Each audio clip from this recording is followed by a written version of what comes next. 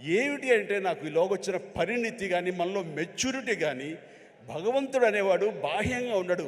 భగవంతుడు అనేవాడు మనలో అంతర్లీనం అయిపోతాడు, మనలో మమేకం అయిపోతాడు, మన అంతర్భాగం అవుతుంది.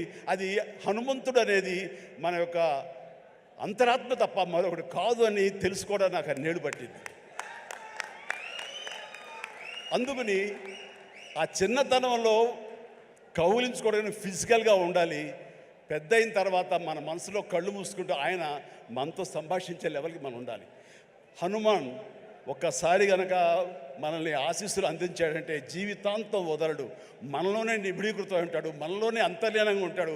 ప్రతి క్షణం మన అంతరాత్మ ఆయన మనం కాపాడుతుంటాడు, మనల్ని నిర్దేశిస్తుంటాడు, మన మార్గ నిర్దేశం తెలియచెప్తుంటాడు అని నాకు అనిపించిన తర్వాత ఈ రోజు వరకు నాకు హనుమంతుడు అంటే పూజలు పునస్కారాలు ఏమి చేయను, ఏ గుళ్ళు గోపురాలు తిరగను. కానీ ఏదైనా సమస్య వచ్చినప్పుడు పడుకునే ముందు ఇలా ఉంది అని నా అంతరాత్మతో నేనే మాట్లాడుకుంటా. నా అంతరాత్మనే హనుమాన్తో నేనే మాట్లాడుకుంటాను. తెల్లవారు లేచేసరికి నాకు దానికి సమస్యకి పరిష్కారం లభిస్తుంటుంది. అట్లా నా జీవితం ఇంతవరకు సక్సెస్ఫుల్గా వెళ్ళటానికి బహుశా ఆ హనుమాన్, ఆ తెలియని అద్వితీయమైన అతీంద్రమైన శక్తి నన్ను కాపాడుతుంది, నడిపిస్తుంది నాకు అనిపిస్తుంటుంది. అట్లాగా ఈ రోజున ప్రతిదీ ఆ హనుమాన్ అనేదే నాలో అంతర్లీనంగా ఉంది. కానీ ఎక్కడ ఎప్పుడు చెప్పుకునే అవకాశం కలగలేదు. ఈ రోజున చెప్పుకునే అవకాశం నాకు ఈ హనుమాన్ సినిమా ఈ స్టేజ్ మీద కలిగింది. మీతో ఈ రోజున పంచుకుంటున్నాను. చాలా చాలా ఆనందంగా ఉన్నాను. అండ్ ఈ మధ్య వీళ్ళు చెప్పారు, తర్వాత బయట కూడా చెప్పారు ఎవరో, ఈ హనుమాన్ అనే టైటిల్ మీ నుంచి వచ్చిందే, మీ నోటంటే వచ్చిందని చెప్పేసి ఇందొక్కడ క్లిప్పింగ్ వేశారు. అది సమంత, అది ఆహాలో ఒక చిన్న ఇంటర్వ్యూ జరుగుతుంటే అక్కడ మీకు నచ్చినటువంటి సూపర్ హీరోస్, మార్వల్ హీరోస్ ఎవరు అని చెప్పి అడిగితే సూపర్ మ్యానా, బ్యాట్మ్యానా, లేకపోతే ఐరన్ మ్యానా ఎవరు అంటే నాకు వాళ్ళ పేర్లు చెప్పేటి, మన హనుమాన్ ఉన్నాడు కదా ఆయన మించిన వాడా అంటూ నేను వెంటనే ఒక క్షణం పాటు ఆలోచించి హనుమాన్ అన్నాను.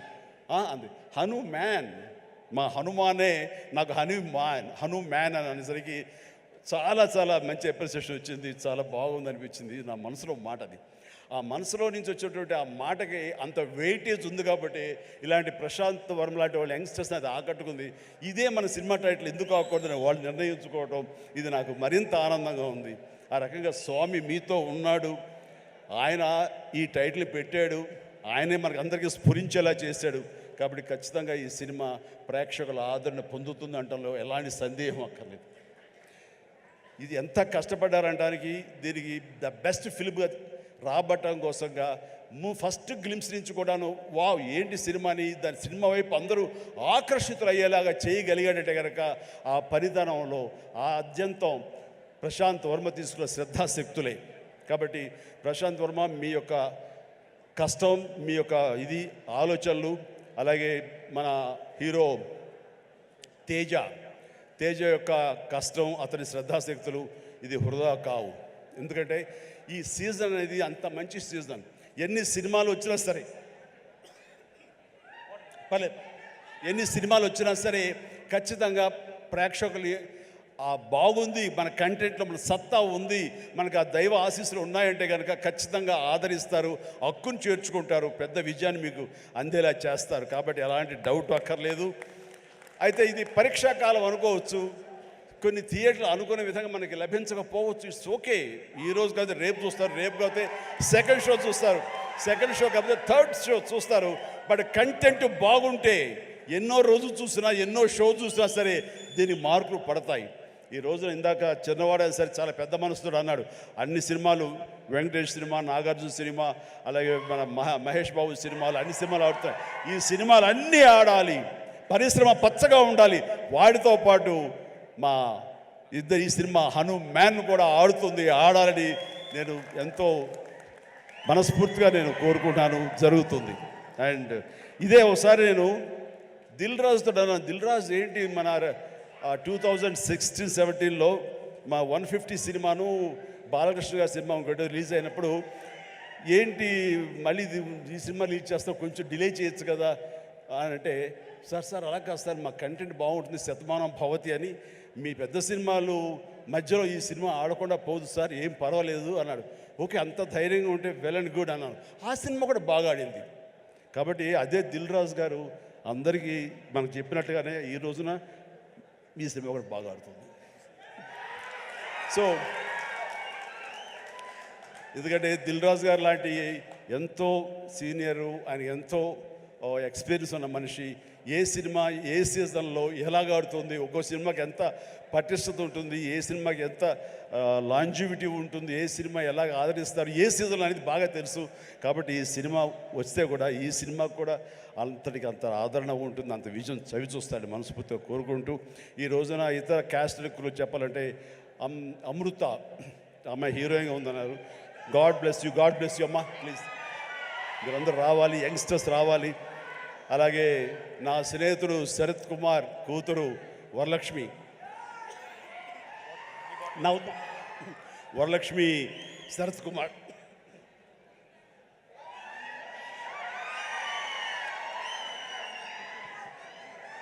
ఈ మధ్య కాలంలో అమ్మాయి సినిమాలు చూస్తూ వస్తాను.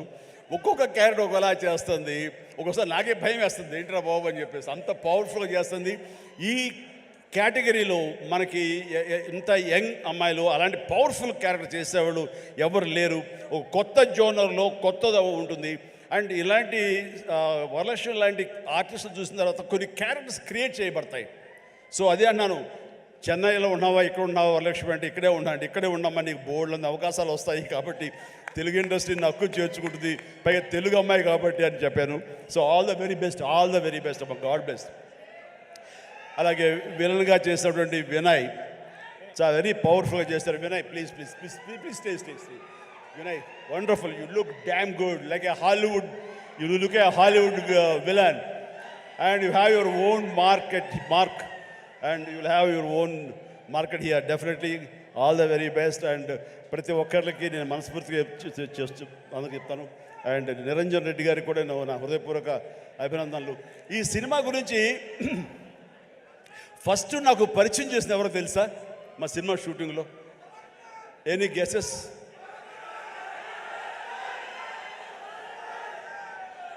గెటప్ సీను.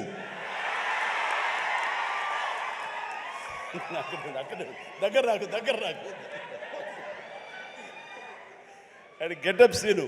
సార్ ఒక సినిమా చేస్తున్నాను సార్ నేను, మీరు హనుమంతుల భక్తులే కాబట్టి మీతో షేర్ చేసుకోవాలని. ఏం సినిమా, ఎవరు? మన తేజ తెలుసు కదండి, తేజ చేస్తున్నాడు, ఇలా ప్రశాంత్ అని డైరెక్టర్, ఏమండి భలే ఉంది అని చెప్పి సినిమా గురించి సినిమా గురించి చెప్తాడేమో అనుకుంటే తన గెటప్ తన క్యారెక్టర్ గురించి చెప్తూ వచ్చాడండి. మొదటి వరకు బాగుంది, తర్వాత నిన్ను ప్రమోట్ చేసుకోవడం నాకు కొంచెం ఇంకా బాగుంది.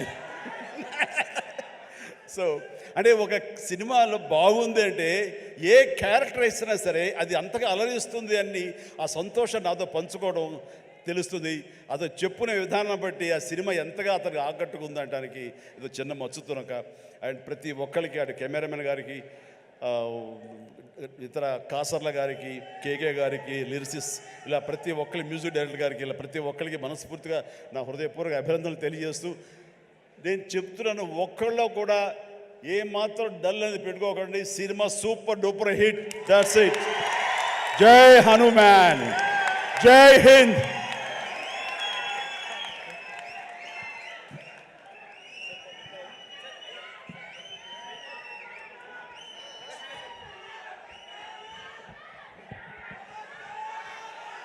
ఒక చక్కటి అనౌన్స్మెంట్ చేయండి, మీ నోట్తో చేస్తే బాగుంటుంది అని హీరో, ప్రొడ్యూసర్ గారు, డైరెక్టర్ గారు నాతో చెప్పారు. ఈ సినిమా రామమందిరం అన్నది ఇదే సమయంలో అక్కడ రావటం, దానికి మా అందరికీ ఆహ్వానం రావడం, రేపు 22వ తారీఖు మేము అక్కడికి వెళ్ళేందుకు అన్ని రకాలుగా సంసిద్ధం అవడం, ఇవన్నీ కూడా ఒక శుభ పరిణామం. ఆ సందర్భంగా వీళ్ళు ఏమన్నారంటే, మా సినిమా ఆడిన రోజులు వచ్చే కలెక్షన్స్లో ప్రతి టికెట్ పై 5 రూపీస్ రామమందిరం అయోధ్యకి ఇవ్వడం కోసం సమాయుత్తం అయ్యాం అని చెప్తుంటే ఇది వండర్ఫుల్ అండి. మీ యొక్క స్వకార్యంతో పాటు దైవ కార్యానికి కూడా మీరు నడుము బిగించినందుకు ఆశీస్సులు నిండుగా ఉంటాయి. ఈ సమయంలో ఎవరు ఇతోధికంగా ఎంత ఇచ్చినా సరే డెఫినెట్గా ఇది ఒక బృహత్కర కార్యక్రమం, చరిత్రలో నిలిచిపోయేటటువంటి ఘట్టం ఈ రోజున రామ మందిర నిర్మాణం. కాబట్టి మీ యొక్క ఆ పుణ్యం కూడా మీకు దక్కుతుంది, మీ అందరికీ అది వరం అవుతుందని కోరుకుంటూ విజయాన్ని సాధిస్తుంది అంటే ఎలాంటి సందేహం లేదు. God bless you all.